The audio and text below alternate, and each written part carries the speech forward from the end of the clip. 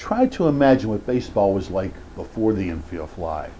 Now, this is a rendering of the 1866 Grand Match for the Championship at Elysian Field in Hoboken, New Jersey. Elysian Field is believed by many to be the birthplace of baseball. Baseball was a much more rugged game back then. There weren't any gloves, okay? Fielders played barehanded. Catches were not the sure thing that they are today. Reports indicate that in the 1870s, some fielders experimented with fingerless gloves that supplied some padding, but fingerless, and allowed them to catch and throw with the same hand. It seemed as if this wasn't considered very manly, and it really never really caught on. As a matter of fact, some of the players were ridiculed. But while catches were much more difficult back then, there were times when missed catches just seemed a bit more suspicious. Several sources point to one such game as an example of play before the infield fly rule. That game was played on June 22, 1882, between the Cincinnati Red Stockings and Pittsburgh Alleghenies. In that game, Cincinnati had taken the lead 5-2 going into the bottom of the 14th inning. Pittsburgh had runners on first and second and no out.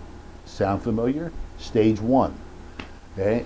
The fans that were still there, however many there were hoping for a comeback. Now, batter Johnny Peters hit an easy pop fly toward the Cincinnati shortstop Chuck Fulmer. Fulmer just let the ball fall, then he scooped it up and quickly retired the runners from second, then first. Noticing that Peters hadn't run, and one account said in frustration, the ball was then thrown to first base and the game ended on a triple play.